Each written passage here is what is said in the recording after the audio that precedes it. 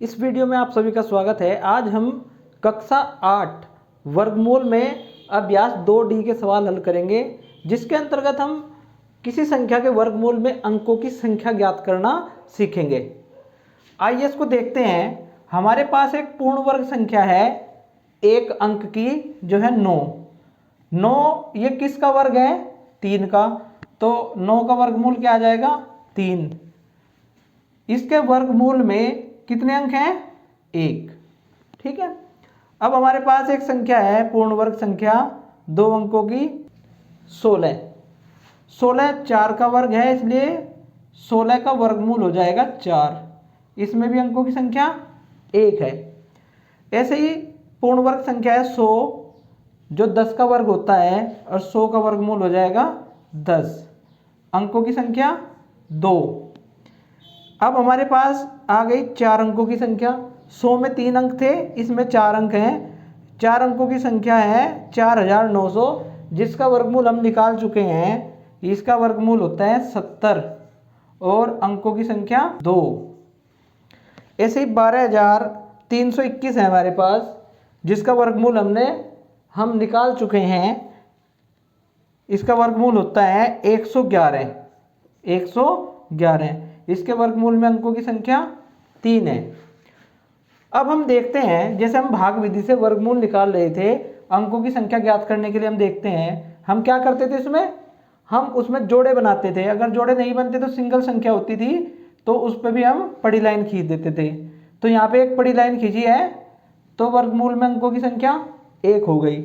अब ये संख्या है 16, तो जोड़े पर हम पड़ी लाइन खींचते थे, एक पड़ी लाइन खींची है, तो वर्गमूल में अंक 1। ऐसे ही ये संख्या 100 है हमारे पास, 100। यहाँ पे हम पड़ी लाइन खींचते हैं, एक ये हो गई एक जोड़े में, और एक हमारा सिंगल बचता है, इसके ऊपर भी हम पड़ी लाइन खींचते थे, तो 2 लाइनें हो गई। तो इस प्रकार से वर्गमूल में अंकों की संख्या 2 हो गई। अब 3 अंकों की थी 100, तो भी अंकों की संख्या 2 है। अब 4 अंकों की संख्या देखते हैं 4900। इधर से पड़ी लाइन खींचते हैं और 2 पड़ी लाइन खींचती है, अर्थात 4900 में के वर्गमूल में अंकों की संख्या कितनी होगी? 2 होगी। ये मैंने करके दिखाया आपको। ऐसे ही 12321 है, इसमें भी हम अंकों के जोड़े बनाते हैं, पड़ी लाइन खींचते हैं। ये जोड़ा 21 पे बन गया, 23 पे, और एक बच गया हमारा, इस पे भी हम पड़ी लाइन खींचते हैं। कितनी पड़ी लाइन आई? 3। तो अंकों की संख्या कितनी हो गई? 3। तो इस प्रकार से हम कह सकते हैं, अगर किसी पूर्ण वर्ग संख्या में अंकों की संख्या सम है, तो उसके वर्गमूल में अंकों की संख्या उसके अंकों का आधा। जैसे यहाँ से 2 था, तो 2 का आधा 1 हो गया, तो वर्गमूल में अंकों की संख्या 1 हो गई। जैसे हमारे पास ये सम संख्या है ना, 4 है इसमें अंक, 1 2 3 4, तो इसके वर्गमूल में अंकों की संख्या 4 का आधा यानी 2 हो गई। अब हम देखते हैं विषम के लिए। तो जैसे हमारे पास ये 100 है, कितने अंक है इसमें? 3, और 3 का उत्तरवर्ती 4 यानी उसका आधा, इसके उत्तरवर्ती का आधा। 3 में 1 जोड़ दिया तो 4 हो गया, 4 का आधा 2, यानी इसके वर्गमूल में अंकों की संख्या होगी 2। ठीक है। जैसे यहाँ पे 5 अंकों की संख्या थी, 5 विषम है, 5 का उत्तरवर्ती 6, 6 का आधा 3, यानी 5 अंकों की पूर्ण वर्ग संख्या के वर्गमूल में अंकों की संख्या 3 होगी। आइए अभ्यास प्रश्न देखते हैं। निम्नांकित प्रश्नों के उत्तर बताइए। संख्या है हमारे पास इकाई, दहाई, सैकड़ा, हजार, 10,000, लाख, 10 लाख। 18,09,025 के वर्गमूल में अंकों की संख्या बतानी है।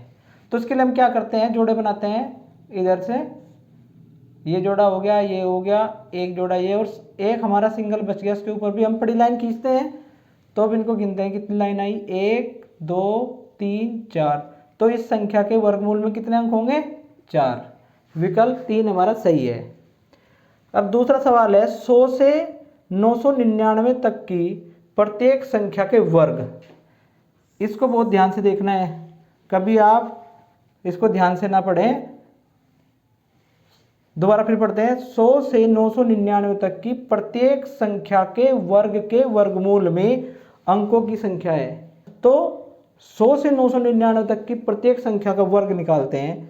चलो हम देखते हैं कि संख्या ले लेते हैं 100, तो इसका वर्ग हो जाता है 10,000। अब इसका वर्गमूल 10,000 का वर्गमूल कितना होगा? 100 ही होगा भाई। अब इसमें अंक कितने हैं? 1 2 3, चाहे यहाँ से देख लीजिए जोड़ा बना के, एक जोड़ा ये बन गया, एक ये, और एक सिंगल बच गया हमारा, उसके ऊपर भी हम लाइन खींच देते हैं। तो ये बन जाती हैं हमारे 1 2 3, और 100 में कितने अंक हैं? 3 है। तो इसका विकल्प 4 अर्थात 3 सही है।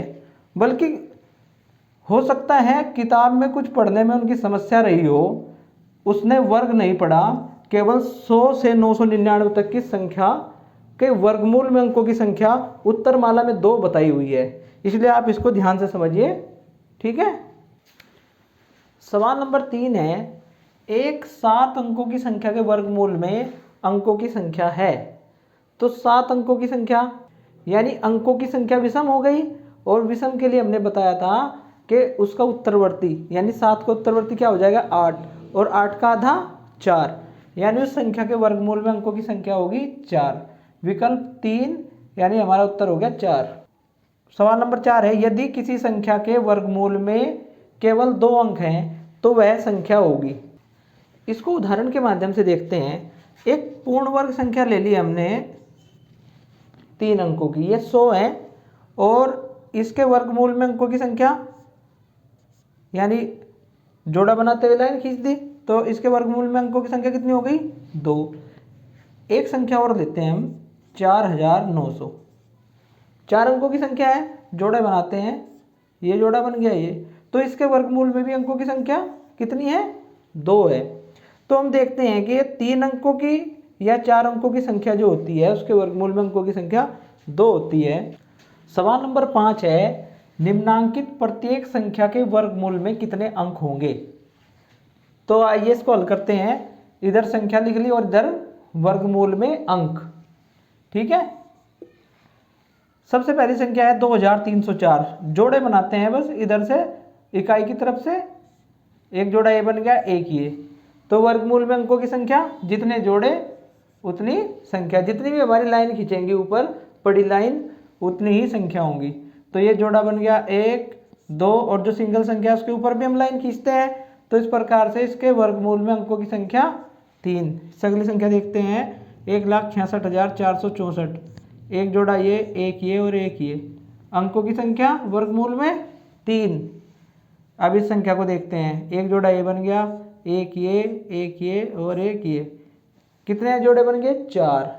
तो वर्गमूल में अंकों की संख्या 4 हो गई। इसमें बनाते हैं 1 2 3 4, इसमें भी वर्गमूल में अंकों की संख्या 4 हो गई। इस प्रकार से सवाल हमारे हो गए कंप्लीट। धन्यवाद।